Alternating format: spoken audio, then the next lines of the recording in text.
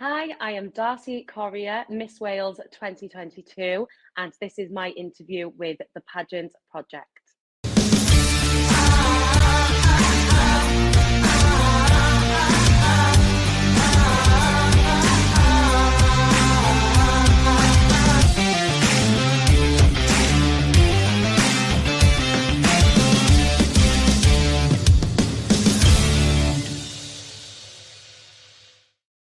Evening, everyone. It's Adrian from the Pageant Project. My special guest, as you saw, is Darcey Corria, who is Miss World Wales 2022. Darcey, welcome to the show.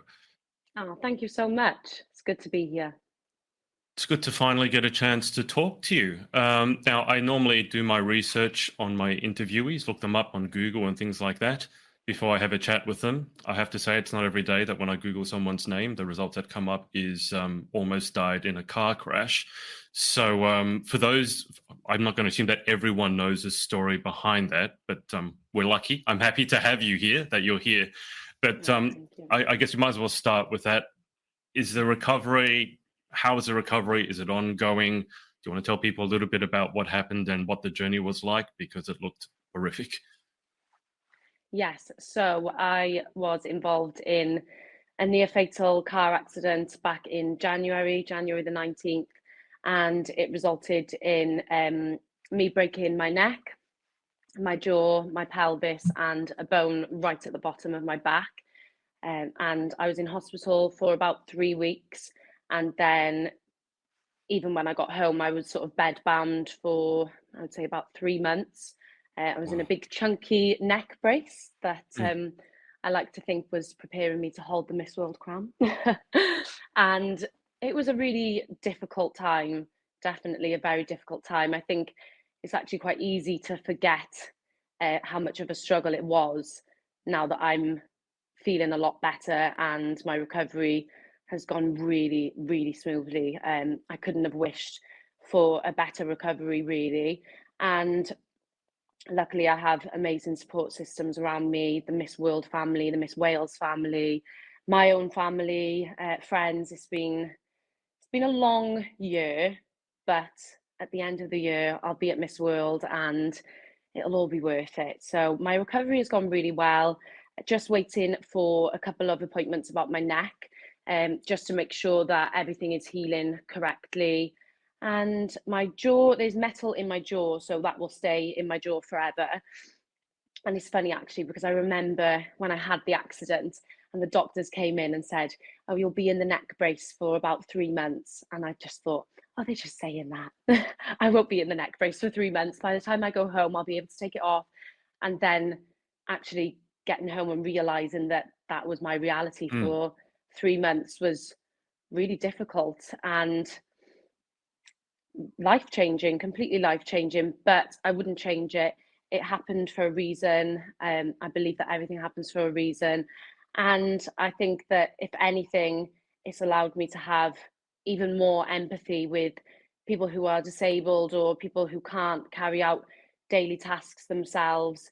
So I wouldn't change it for the world. I think it's made me really strong, very headstrong, and in a way, it's helped me to prepare for Miss World because nothing goes to plan, and you can't shape and mold your life into exactly what you want it to be. So I've taken many life lessons from the accident, and I'm just very blessed to still be here and living a normal life. I know that things could have been a lot different. The outcome could have been very different. So very grateful to be here. Well, I mean, if you survive that and are well on your way to recovery, then I got to think a pageant is going to be relatively easy by comparison. Hopefully, there's not going to be any broken necks or broken bones at the pageant. I saw a clip, I think it might have been on your story, I can't remember, where you were in the neck brace. This is back when you were in hospital. Um, you looked properly banged up. And you said there that you were a tough cookie. And that you knew you were going to be all right. But you were giving thanks to all the people who had reached out to you with messages of support and things like that. Um, how did that feel to have when you're going through something like that at your age, because you're so young, early 20s, to have that outpouring of support when you're laid up in bed? That must have felt good helped you on your recovery? Really overwhelming. It's making me really emotional now, just to Yeah. think about.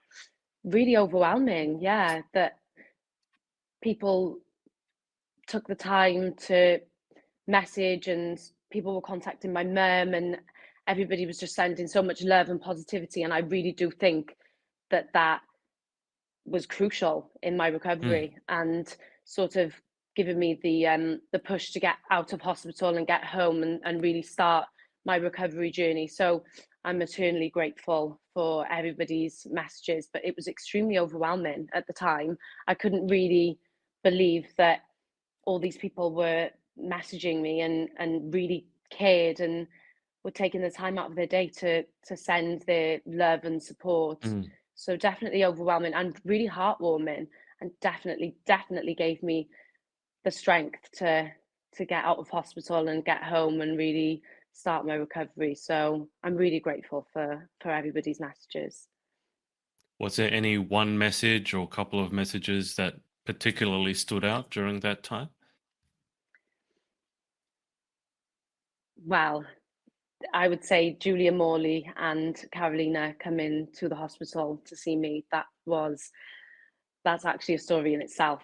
So I woke up one day and I hadn't been able to brush my hair, so my hair was sort of in a plait, hadn't been washed for about 3 weeks, and the plait was frizzy. It was more like a raggy plait. It wasn't very nice, and I just didn't feel my best at all. As you can imagine, I was in hospital, as you say, Yeah. bruise and stitches in my face and things, and just felt so low.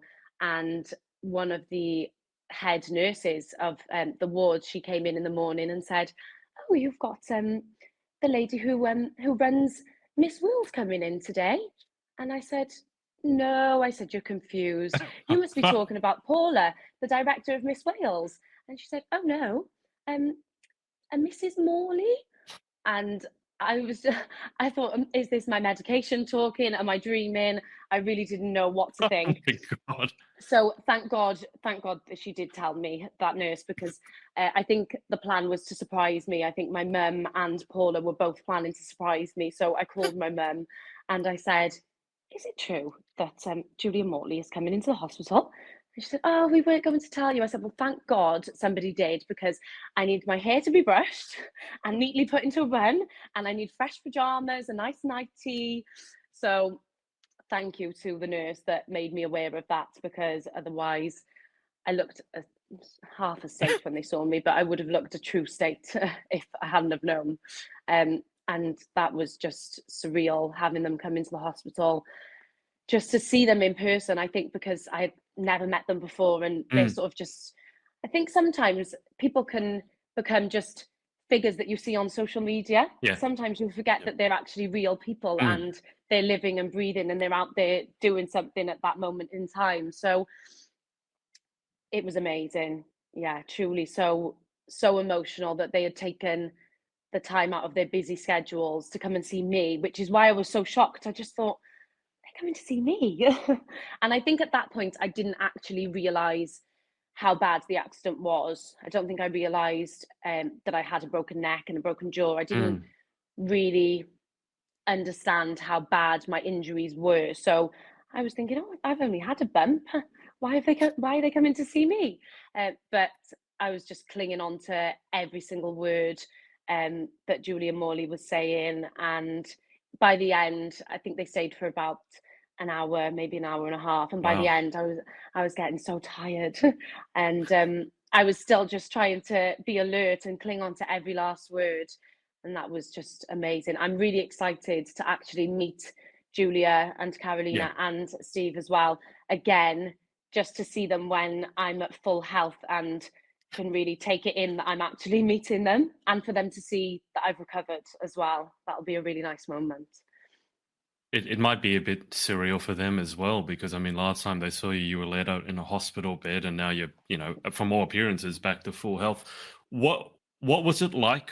I mean, I think it's good they told you she was coming, because if I'd been in your position and Julia Morley had walked in, I think I might have had a heart attack. I mean, yes, I was in the hospital, but still, like, give me some warning when I'm laid up in bed, like, oh my God.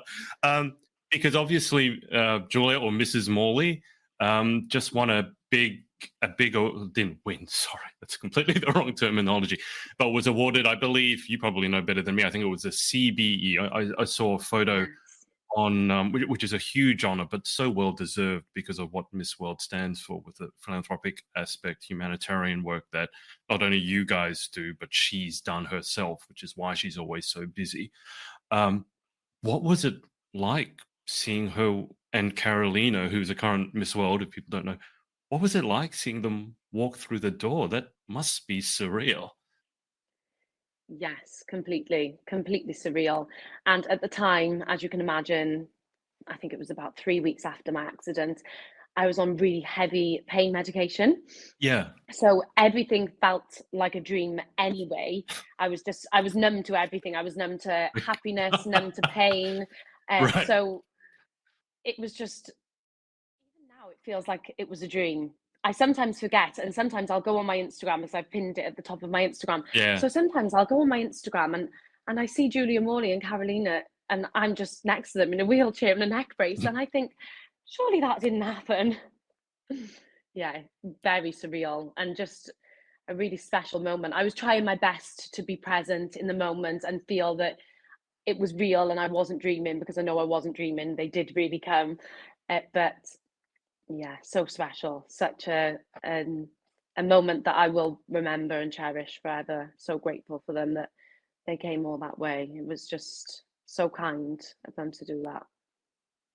Can you describe Mrs. Morley just as a person? Because I've never had the pleasure of meeting her. I know that I think it was her birthday party when it was held in the UK. I would have loved to have gone, but I wasn't. I think that was close to the pandemic. But I never had the chance to talk to her. So, what is she like in person? So, so lovely. It's funny because the closest way that I can describe Julia Morley, she really reminds me of my Auntie Lynn, my auntie from England. So, and myself and my mum said exactly the same thing, that she's so much like my Auntie Lynn, but very softly spoken, very Mm, gentle, very calm, and just a delight to be around. Really, really lovely, but very soft. But you can tell that she doesn't take any messing. No messing around. Soft but I, stern. yeah, I don't think you achieve what she's achieved with the Miss World system by being a pushover. That's for sure. Definitely And not. Carolina, also, by the way, what was she like? Because I think in our heads, the Miss World system has always been about the humanitarian work first, and helping those people who are less fortunate. So, what was Carolina like? Carolina instantly felt like a friend that I had met many times before. That's the best way to describe Carolina. Really warm, very kind, very softly spoken, gorgeous, absolutely drop dead gorgeous, immaculate hair, immaculate nails. I was lucky actually that none of my nails chipped in the accident, so I was able to show her my nails. But just really, really lovely. And she reassured me about Miss World, because at that point we thought that Miss World would be May, in May. yeah. So it wasn't really a lot of time for me to recover. So she was really reassuring in the fact that I would be fine at Miss World, and it's a huge sisterhood and everybody will look Mm. after me and she will be there. So very much like a friend. It didn't feel like it was the first time that I met either of them at all. Okay. Well, it certainly sounds amazing. It sounds like a dream, but clearly it wasn't, because there's photographic evidence to prove otherwise. Um, Let me ask you. So you've had this accident. Be life changing for anyone, let alone someone at such a young age. Um, how do you think it's changed you? I think it's changed me in the sense that I value time with the people that I love a lot more Mm, now. I value time with family, time with friends, and it puts life into perspective completely. I think time is one of the most precious things, and you really realize that we don't have forever on this earth, and one day our time is up, and we really Yeah. don't know when that time is coming. Like, I Hmm. was in Swansea dropping dresses back to Jane's boutique that I had loaned, and I had a coffee meeting with Emma Jenkins to go through some social media planning, and Hmm. the next thing you know, I'm in hospital and my life has been on hold for 3 months. So it really puts time into perspective. And I think it has changed me into the person that says I am going to, rather than I would like to. So, for Hmm. example, my recent volunteering trip to Ghana, I had been saying that I wanted to do something like that for about 4 years, and I actually booked my trip to Ghana whilst I was still in my neck brace, bedbound, because I needed something to look forward to at the end of the tunnel. And I Mm. just thought, I've been saying that I want to go on a volunteering trip to Africa for the past 4 years. Why am I saying that I want to do this rather than I am going to do this? I was wanting to talk to you about your trip to Ghana. You said you just recently returned. I am going to share my screen because I think this is important for people to see, because very often people talk a good game, but you can see some of the video and you'll see this as well, Darcey. So do you want to talk us through what this video is, what's going on here, but also I think why Ghana? Because there's a lot of countries in the world that obviously need a lot of help. Was there any particular reason that you decided I'm going to go to Ghana? So in this video, at the beginning, it's a video of the primary school that I was teaching at, and I'm sort of showing you through the window, and there is a river. I say river, it's mostly sewage waste, Yeah. and litter Okay. and rubbish, and there's a village that lives on the other side of that river. Um, and then I turn the camera completely around, and you're in the classroom. So I wanted people to see that and sort of realize what people in different countries have when they look out of their window. They don't have the same as children in the UK have. When children in the UK look out of their school windows, they look onto a beautiful playground with many toys to play with, and a play area and Mm, paintings. And it was just so different to what you would see in the UK. These mm. are the children. Oh, wow. That was the first day that we actually went to visit the school. Oh, it's making me emotional. I miss them so Yeah. much. Yeah. Oh, such amazing children. Some of them um, have only one parent. A lot of them, their fathers have gone to other countries for 6 months to sort of send money back to the family and fund the Mm, family. There was a young girl that I got particularly close with, and she didn't have school fees with her the one day, and was sort of in trouble because she didn't have enough money to pay for her school fees. right. And when I got talking to her, she said that her mother had passed away, and it Mm, was just her father looking after the five children. Her brother um, is in university, and he tries to help with her schooling fees. And then another girl, Judith, she said that her parents had gone to different countries together to send back money to be able to send the yeah. children to school. And her older sister, who was 21, which is just a year younger than me, was looking after five children. Um, Wow. so it just really puts life into perspective. Yeah, I miss it so much. I feel like it became home. I was there for 3.5 weeks, and I just embraced every single second of it. And I'll just carry a piece of Ghana with me forever. Those children. I thought that it was actually going to be really emotional being there, because I'd Mm, watched so many TikToks or Instagram videos about people who had gone on volunteer trips, and every time I watched them, I would just cry my eyes out, and me and my mum would sit down and watch the videos, and I would just cry, and so would my mum.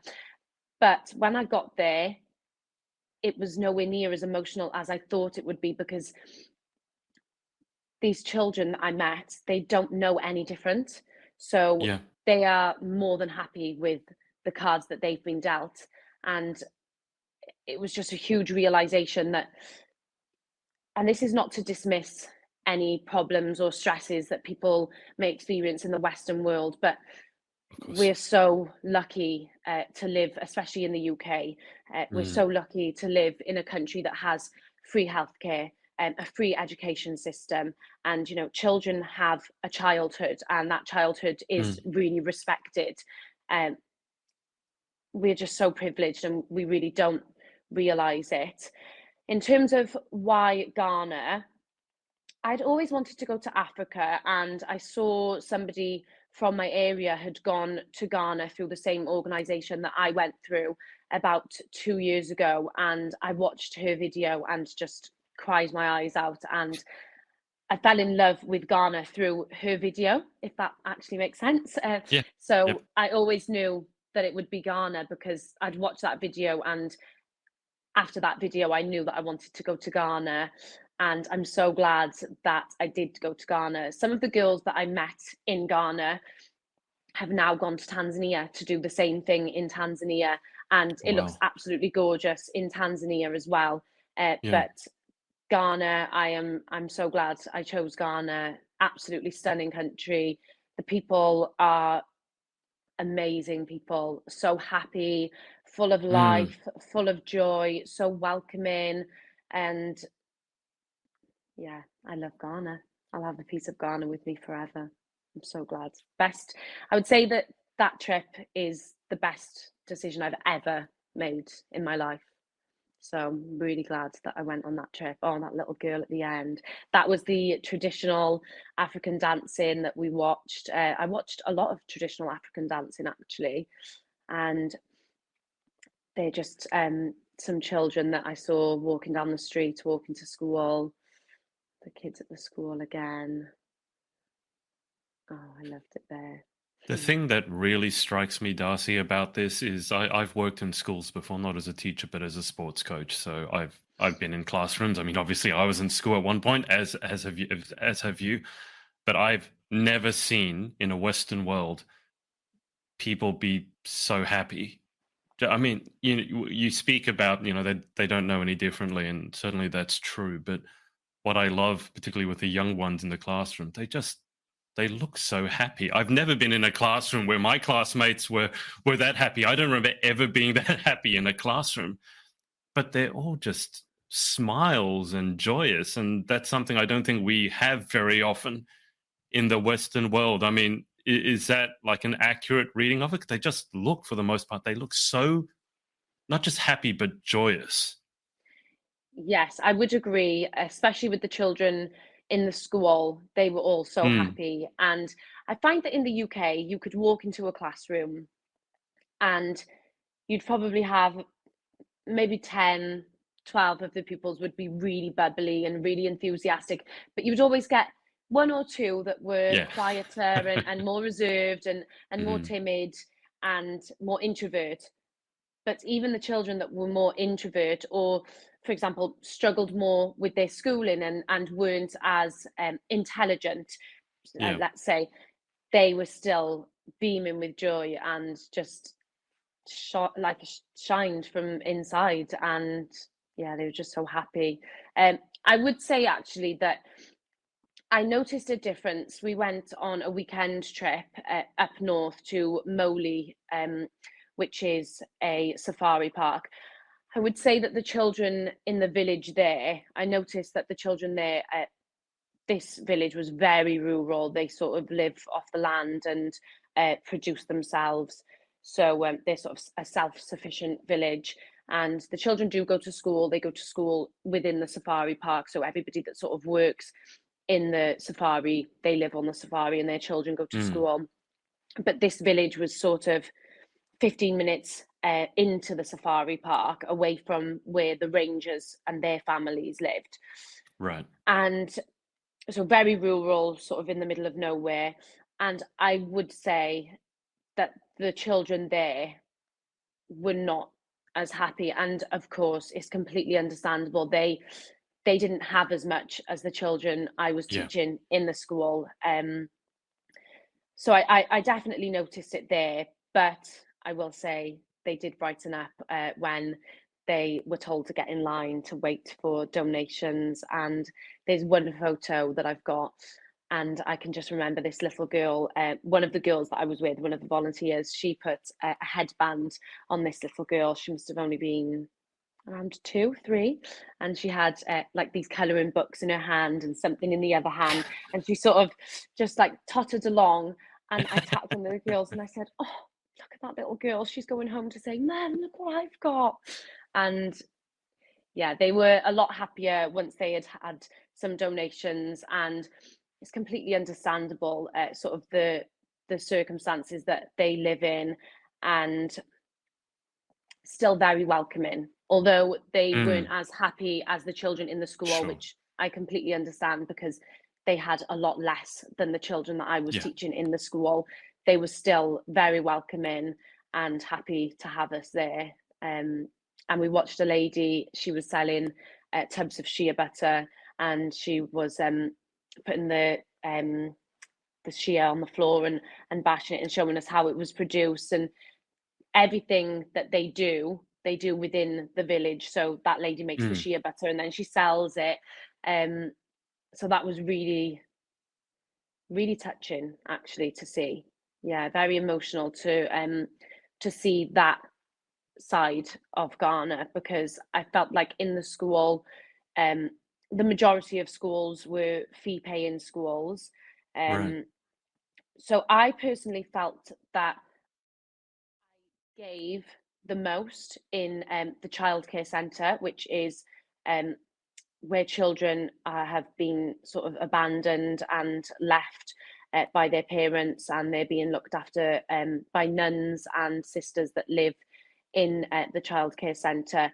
I found that I gave more there. I felt that that was the Hmm. area that I could really provide something for the children, and just love and attention. A lot of the children there had abandonment issues, Right. so they would just cry and cry until you held them, and all they wanted was to be held. And they would just lay on you for hours on end. And then if you had to get up to go somewhere, they would be hysterically crying.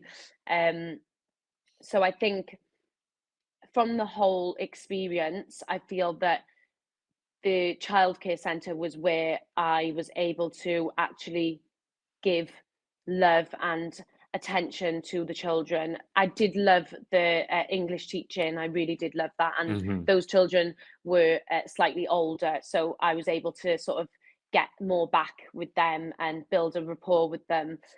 But I would say the childcare centre is what touched me the most, because these children need attention, and they will try to get attention in whatever way they can, whether Yeah. that's by being mischievous and acting a little bit naughty so they can get told off. It's all just a form of attention that they crave. So to be able to just pick these children up and hold them and hug them with just love and pure intentions, and just make them giggle and laugh and smile, I would say that was the greatest pleasure of the trip.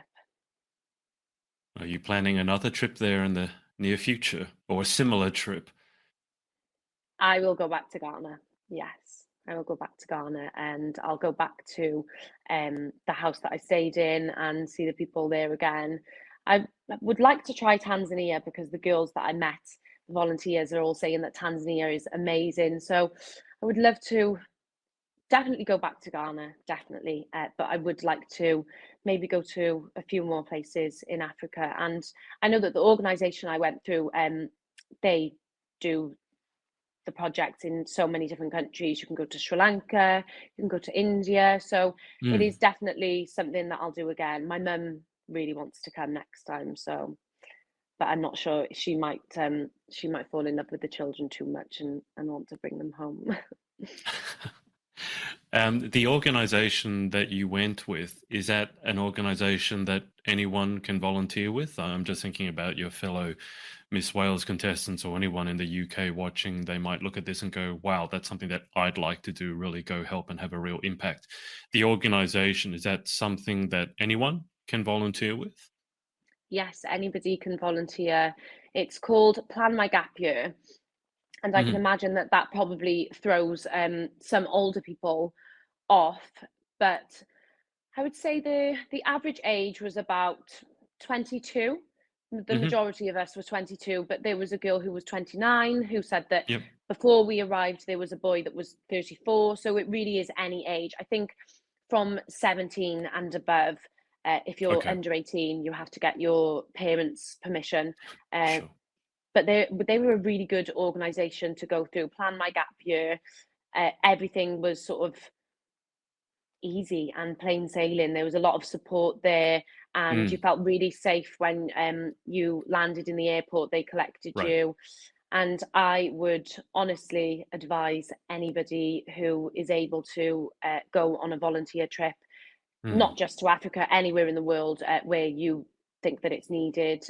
Please, please go, because it is the best thing I've ever done with my life. And you feel like you don't feel like you're making a huge change, but you're making a change. And I met a girl actually there, a volunteer who was very inspirational. She had been going for many years, and she said, my motto is, you can't change the world, but you can change someone's world," and that mm. will stay with me. It was a really special trip, and I look forward to going back. I do. Yeah, I think each one of us doing what we can is all that we can ask of ourselves. And probably the reason that you feel like you weren't making a huge change or making a huge difference was because when you go over there, you see just how much change probably that the world needs. And you go, wow, I'm doing this little bit, but there's so much more that could be done. I think I've heard of the organization. So I think it might actually be an international one because I'm Yeah. pretty sure I've heard of that organization over here. And so gap year, you'd be thinking like 18 or 19, but I'm glad to hear that it wasn't just 18 or 19-year-olds because I think a lot of people need a gap year from college studies or something like that, or maybe Yeah. after they finish their university and they have no idea what to do for the rest of their lives. Maybe volunteering on a gap year would be exactly what you need. What was it like, Darcey, coming back to the UK? Strange. It was Yeah. definitely strange. I think I had become so accustomed to the lifestyle in Ghana, cold showers, a very thin foam Mm, mattress.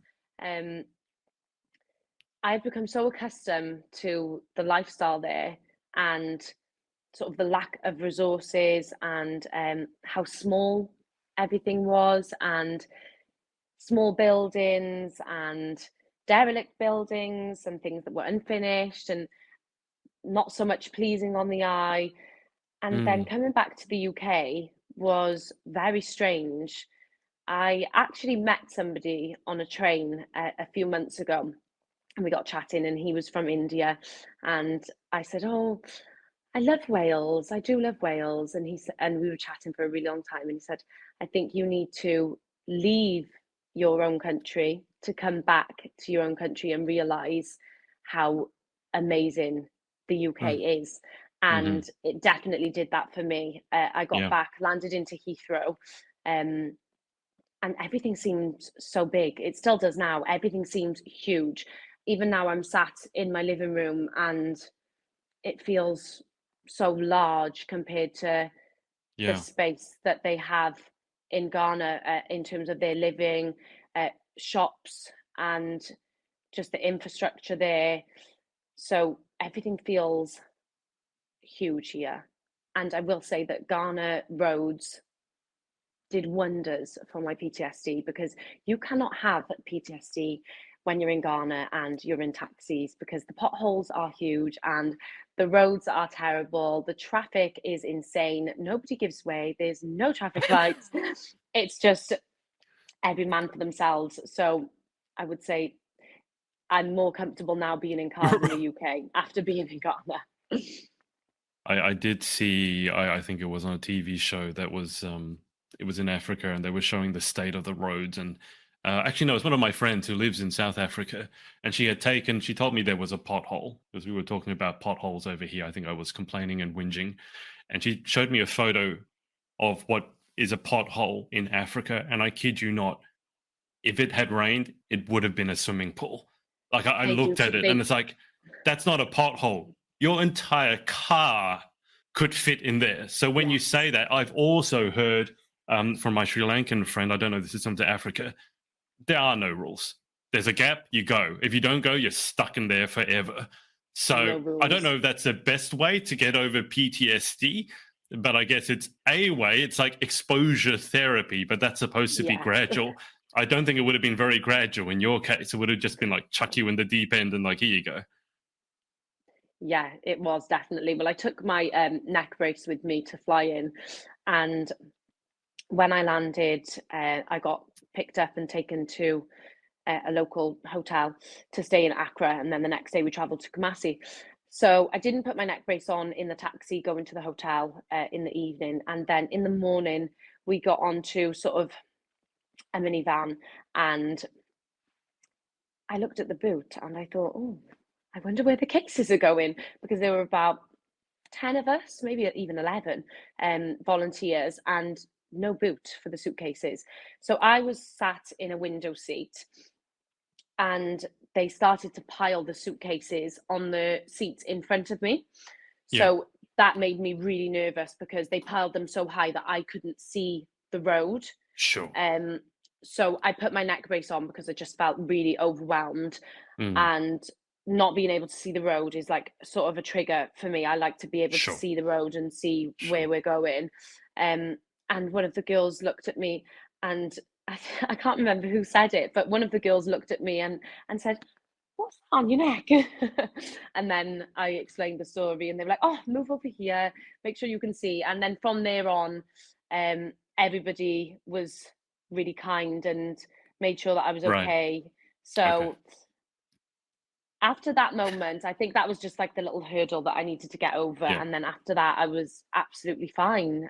There were some times, maybe on the weekend trips coming home back to Kumasi after traveling all day. And then if it would get dark in the night, for example, I would get a little bit nervous driving in the night.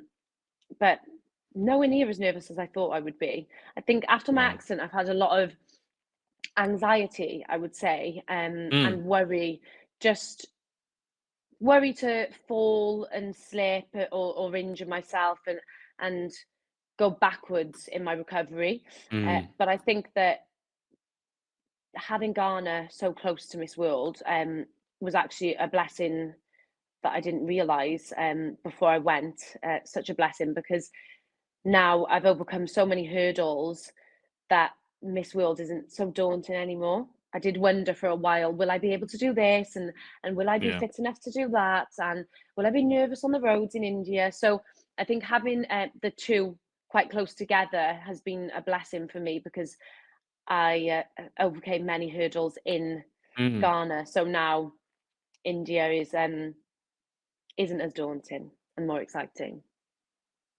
When you were telling the story of when you put the neck brace on and you got a few strange looks, it kind of reminds me of if you're driving and then the person in the passenger seat next to you decides to put like a crash helmet on, and you might take it, well, like, oh, hey, I'm not that bad at driving, so that's what that story reminded me of. But speaking of Miss World, obviously I imagine you'd be leaving in approximately a month, if not less. How is the preparation going? Obviously, your year leading up to it would not have been anything like you planned, given what happened at the beginning of this year. But you just got back from Ghana. You've had what sounds like another life-changing experience. So how's the prep going? But how does it feel going into one of the biggest pageants in the world, given that you've had, in the space of less than 12 months, 2 life-changing experiences? Exciting. I'm really excited. I remember actually after my accident, I've said all year, I just have a feeling that this year will be the year that I look back on in my life Hmm. as the year. Um, One of the most memorable years of my life. I think I've overcome so much and done so Yeah. much within a year.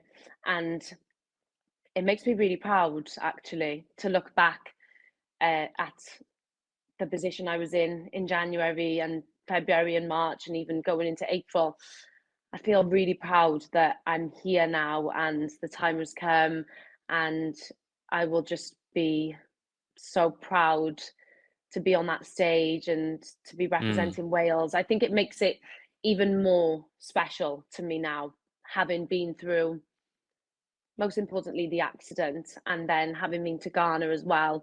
It's just more life experience, and to be able to say for the rest of my life that I represented Wales on a world stage is Mm. incredible. And also after meeting some amazing, incredible women in Ghana who are friends for life, some of the volunteers, like-minded women from all over the world, and we all got on like a house on fire. There was not a crossword. We were just best friends by the end of it. I cried my eyes out when I left because I'd formed such an incredible bond with those girls. So I'm even more now excited to meet the Miss World sisters and to Mm. have more friends all over the world and to form really strong connections.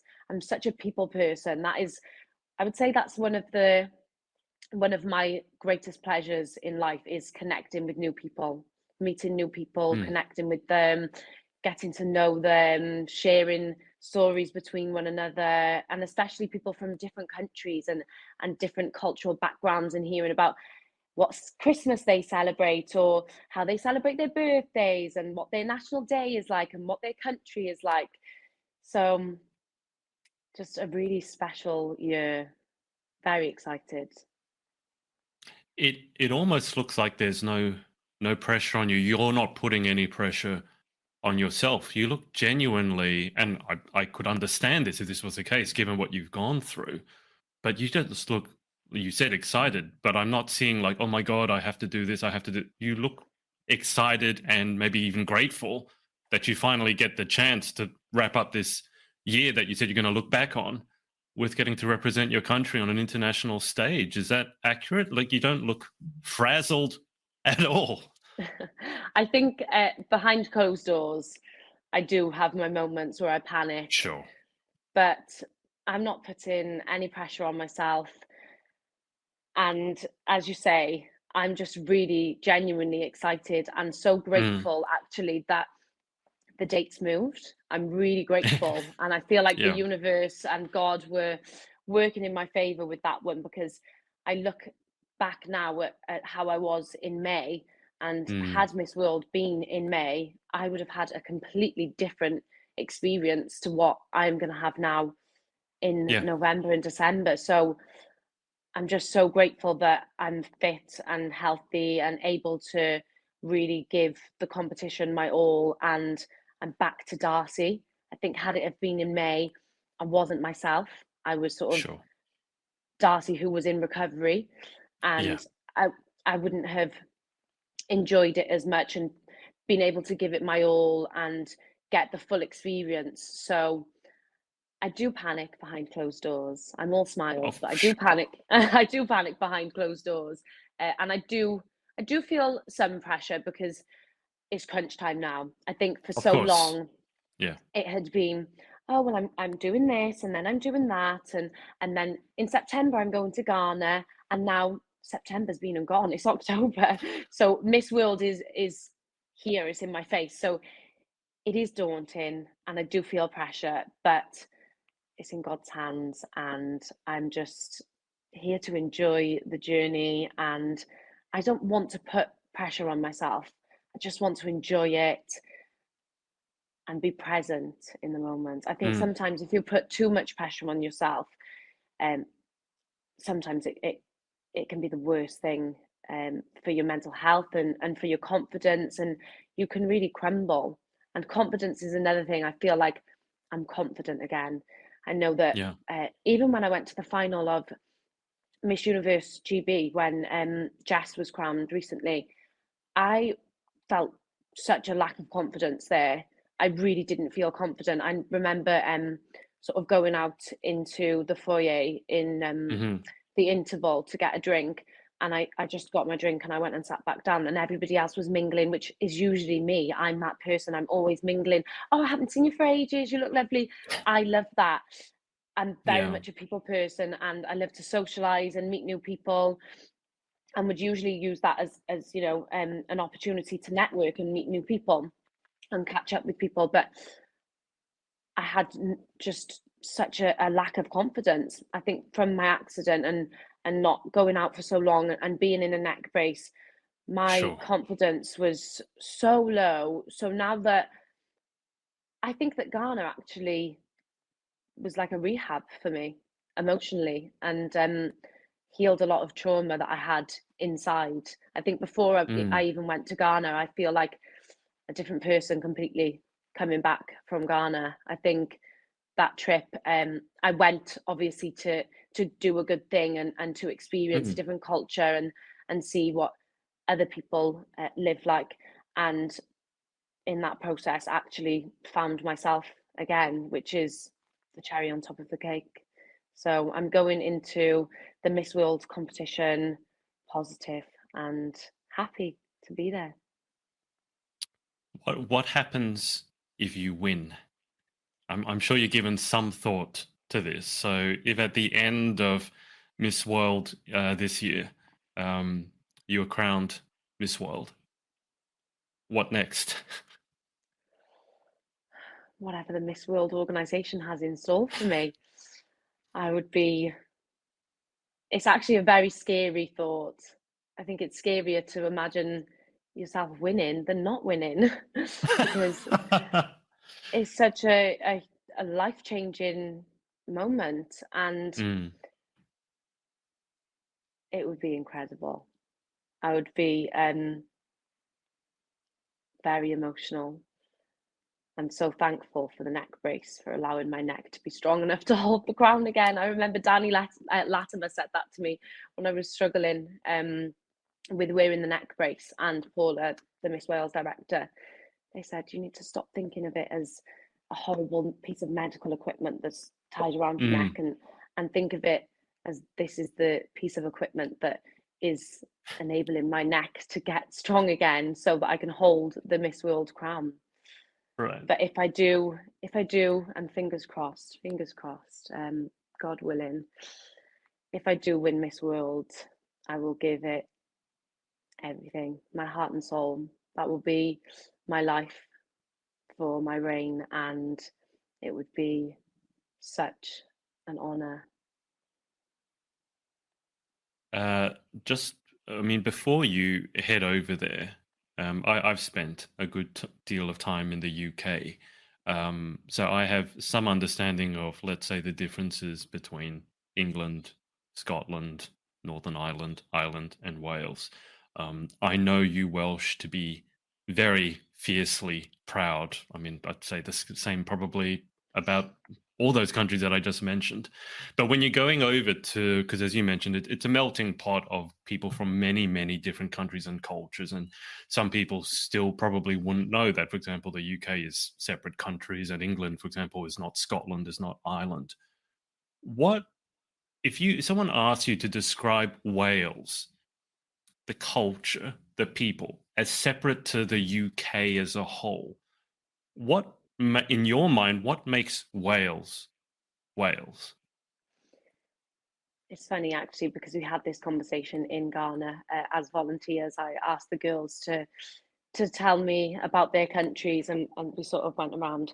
So Wales, I would say, is all about the landscape. There is a variety of landscape. You've got mountains, you've got rivers, you've got lakes, waterfalls, the coastal area, and you've got the seaside and also the city. But what makes Wales is the people, Welsh Mm. people.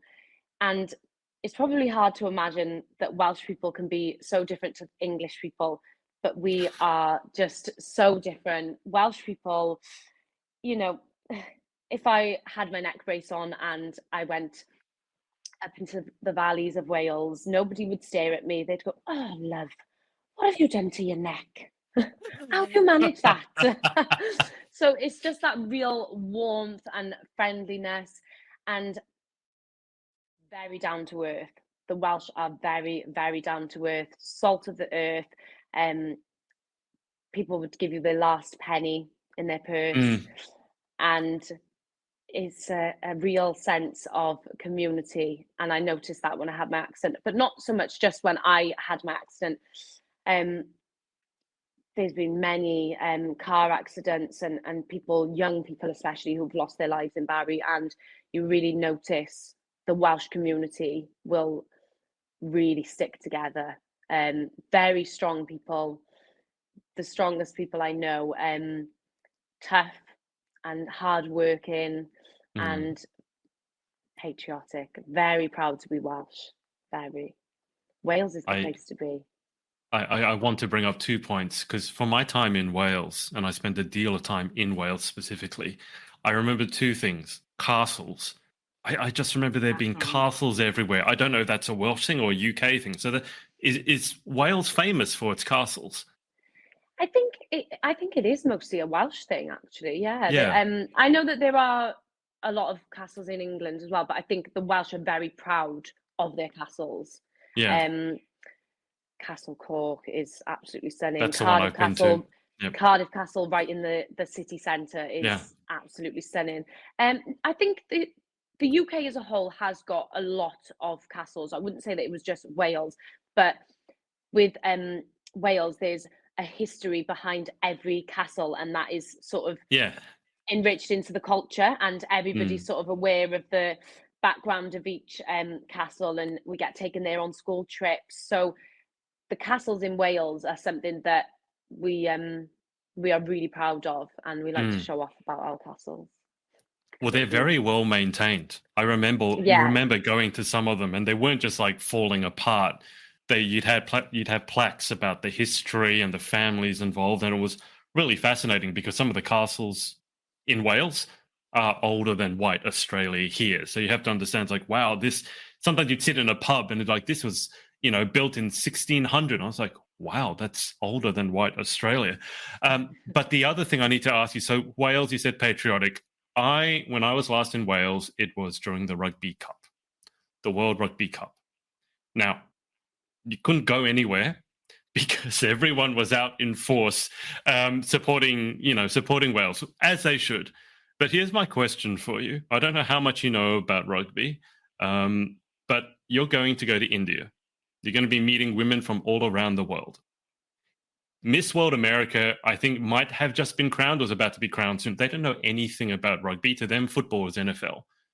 Would you be able to describe rugby as in union to an American? Like, how would you describe this game that Wales is crazy about? How do you describe that to someone who has no idea what it is? The actual game, or why we're so both focused on it? Because I would like to know why you're so crazy about it, but I'm Australian, so I should probably know. But how would you describe the actual game?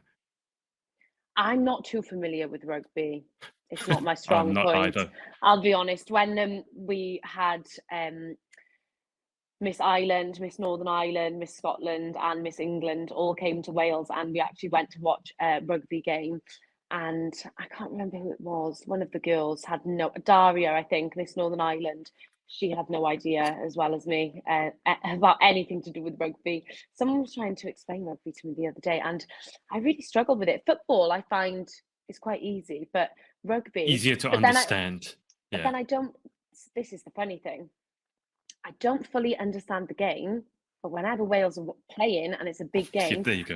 I get my Welsh shirt on and I'm watching it somewhere with all of my friends. So even though I have no idea what is going on in the game, as soon as everybody cheers, I'm over the moon. Fair enough. I mean, I should ask Gabriella Jukes, obviously, because I think she's doing the commentary for it, so she would know that game in and out. But you're not the only person. Like in Australia, obviously we're rugby mad. I don't understand the rules. Sometimes I'm looking at it and I'm going, everyone's just jumping on one another. I don't know where the ball's gone. Oh, there's the ball now. I don't really know what's going. I think soccer is a bit easier to understand, but I think Yeah. I don't know. It's cricket. Obviously, cricket is a big thing for England, but I don't know if it's a big thing in Wales. But I've had a lot. More of an English thing. Yeah. Yeah, I've had a lot of Yeah. blank looks trying to explain cricket to Americans. Just there's a bit of a they can't quite comprehend a game that can go for 5 days and end in a draw. It doesn't compute for them. But I wanted to ask just before we move to the end. So obviously, Miss World has its Beauty with a Purpose project, and each of the contestants will have their own project. Now, yours is called Darcey for Diversity. I'm just looking at over here. Do you want to tell the people watching a little bit more about your project? So, Darcey for Diversity. My work with Darcey for Diversity began before I was even Miss Wales. I was a Black rights activist and campaigning for equal rights for people of mixed ethnicities and Black ethnicities in Wales, because Wales is very diverse, but I Hmm. don't think that it's celebrated enough how diverse we really are. So before I even won Miss Wales, I went on a march in Cardiff, a march against racism, and I ended up on the mic shouting Black Lives Matter, which was, yeah, very fun thing to do. Nice for me to use my voice shouting. I had no voice by the Literally. end of it. I had no voice by the end. And then also, whilst I was a finalist for Miss Wales, so before I'd even won Miss Wales, actually, I was invited to be on the member of a group of women of Black and mixed ethnicities who actually went through the criminal justice system in Wales anti-racism delivery plan. So this is a plan that South Wales Police had set out to eliminate racism within how the police deal with individuals and within the police force by 2030.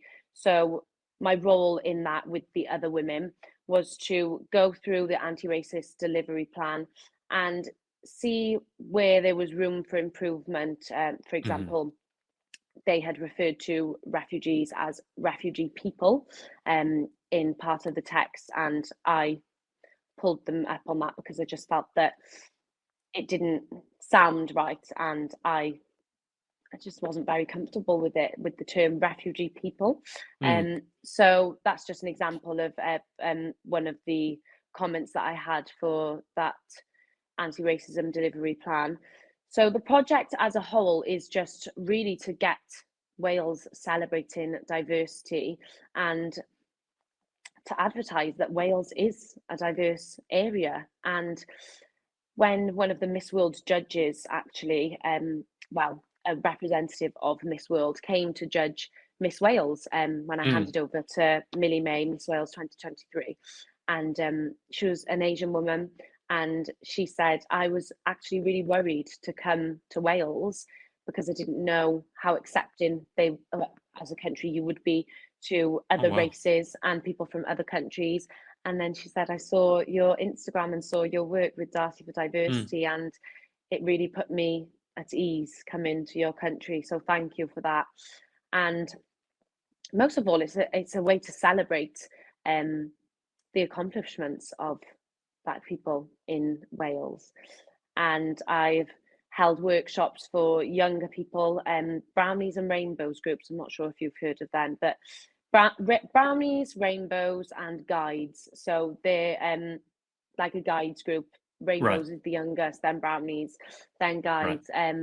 I held a workshop with them as well, discussing diversity, and that was actually in a rural part of Wales.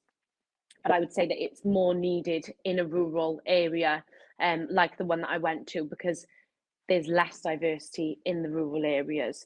Right. There's more diversity in Cardiff, the capital, and in Mm. Swansea, but in sort of the areas in between or areas on the outskirts and more into the country, there is a lack of diversity. So I feel that those areas are the areas that need the most education on why Hmm.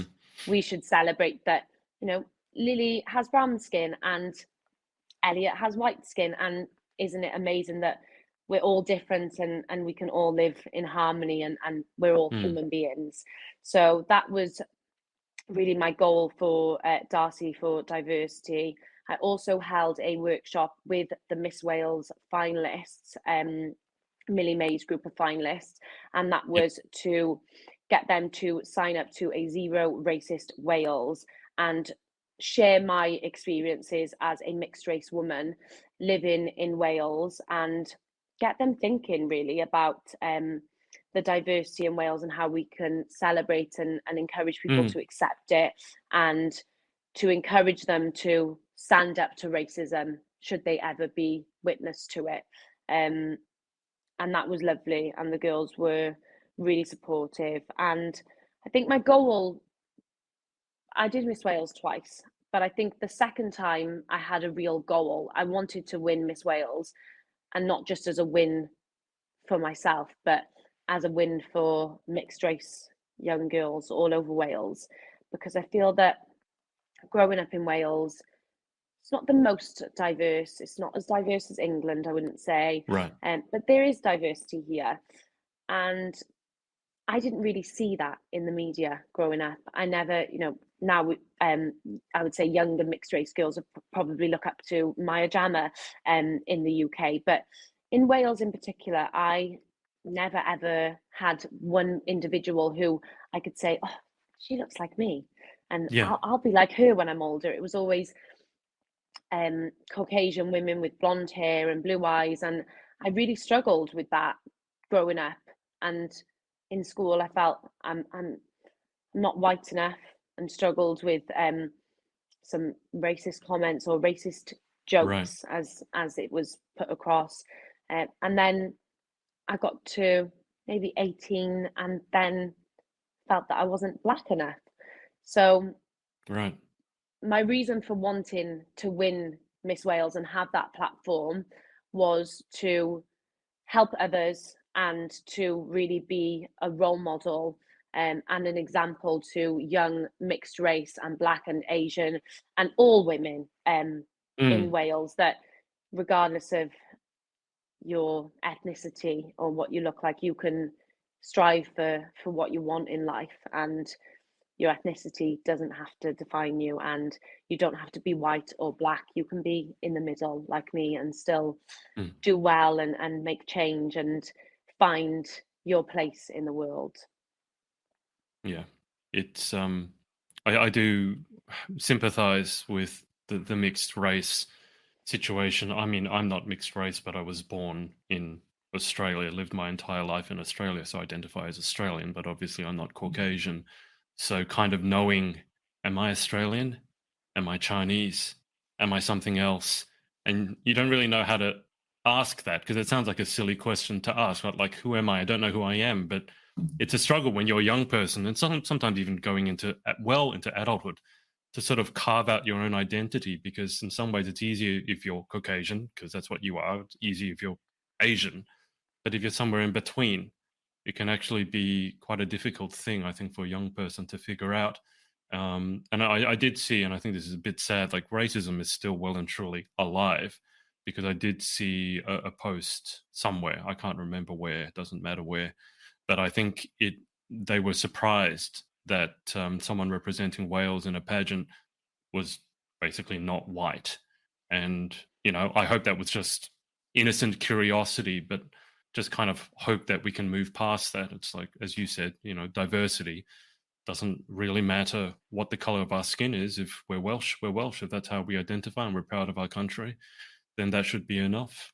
But yeah, I certainly sympathize with that. And sounds like you're doing great work. Just before we move to the close, this could be quite long for you.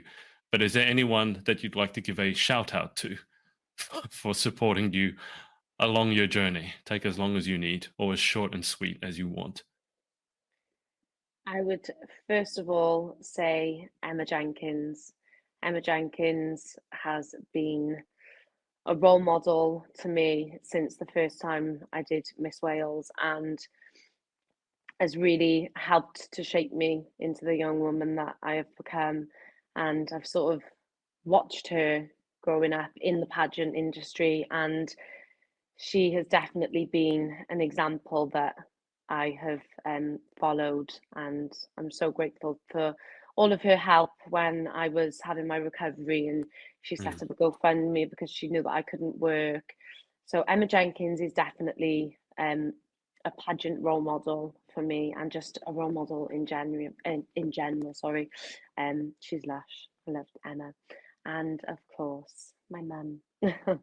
My mum is, oh, make me emotional saying it. Just an angel sent from heaven. She was my personal nurse, and she is so selfless.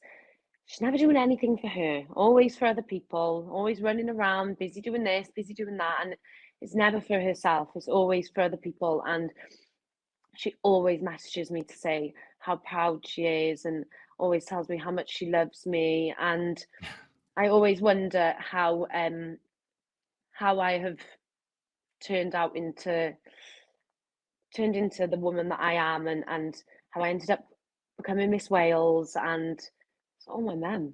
Every single part of me is my mum. I owe everything to my mother. So Sarah Milne, thanks, mum.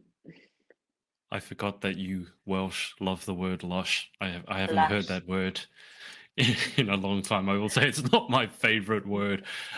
Did you hear the story? I certainly agree with Emma Jenkins being your role model, but did you hear the story when Emma broke her best friend's ribs? No. That's a no. I ask her that story. She was on a podcast with myself and Danny and Chloe, and she was telling the story of how she was. She might have had a little bit, to drink, and she was wrestling with her best friend. And this was, I think, right before she was going to Miss Universe or Miss World, one of them. And they were wrestling, and she got into it, and she ended up breaking. I still remember her friend's name, Claudia. She ended up breaking Claudia's rib. Um, so just ask her about that story. That doesn't I'm surprise me actually, because Emma is very young at heart. Emma, she's oh yeah, like a jokester, and she's so funny. She comes out with the funniest lines. She really does make she me laugh. does. So that doesn't surprise me. I can imagine her and her friend just being really silly, and all of a sudden her friend's got a broken rib, and I can imagine Yeah, Emma to just be absolutely weeing herself laughing. yeah, Not to take it yep. seriously. She Nope. definitely was just laughing. That's pretty much the story that I got. But yeah, all's well that ends well. Anyway, Darcey, let's get through the final 10 questions. So, number Okay. one, what is your favorite word? My favorite word, lush. And I know so many people hate it, but I use it so much, lush. And I like honestly, and honestly, like honestly. I interviewed an Australian queen and she was working in real estate at the time. And every second sentence she'd begin with honestly or throwing the word honestly. And I said, it's a bit worrying when a real estate has to say honestly. It's like, Honestly. if you're saying it all the time, it makes me worry. Lush. It's a uniquely Welsh thing. I don't think I've heard Lush. anyone outside of I Wales love it. use feels a bit funny for me. But anyway, number two, what is your least favorite word?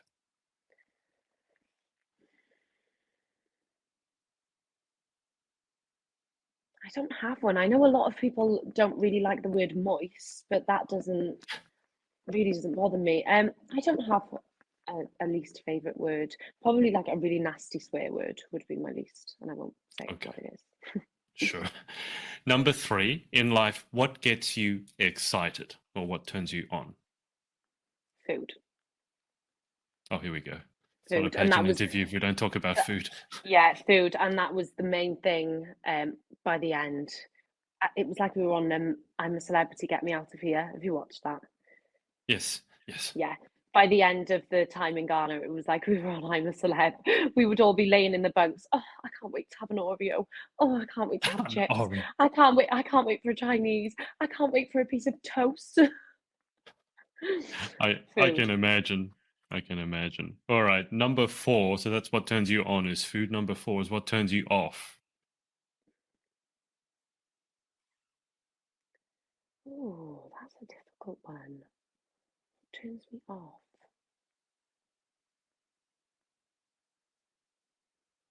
Probably not very nice feet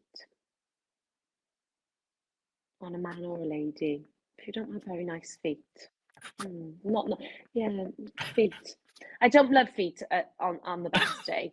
So to see a not very nice pair in a pair of sandals or something, yeah, feet, ugly feet. I think that's the first time I've had that answer to that question. Moving along, number 5, what sound or noise do you love? Sound or noise? Oh, that's quite a difficult one. Sound or noise? I actually quite like the sound of a kettle. Okay. Yeah, a Is kettle that boiling. It's quite a satisfying noise. Um, or the sound of me chewing. The sound of me you chewing like food. that sound? Yeah, I know I'm being fed. Okay. Well, number 6, what sound or noise do you hate? To which a lot of people answer chewing, but you've said that's a sound you like. But what sound or noise do you hate? Hmm, an alarm, any type of alarm, like a fire alarm, a car alarm, quite triggering for me. It rings in my ears if the fire alarm goes off in the house or a car alarm, some people's alarms. When I was in Ghana, it was so funny. We would wake up in the mornings and everybody would have set their alarms. So I'd hear one person's alarm, then another person's alarm, then another person's alarm. And I said in the end, everybody must set their alarms 1 minute within each other because they go off, one goes off and then it stops, and then another goes off and then it stops. So alarms. Well, I mean, if it goes off like that, I guess it makes it very hard to ignore. So, you're not going to miss it. So that's something. Number 7, if you could have any one superpower, what would you pick and why? To be invisible so that I could spy on people or go to events that I'm not actually invited to and be around people that I shouldn't really be around and listen in and find out some top secrets in the world. Being invisible. I always worry about the people who pick invisibility because it's always because they want to get up to mischief and get up to no Yeah. good, as you've just outlined beautifully. Number 8, what job other than your own would you most like to attempt?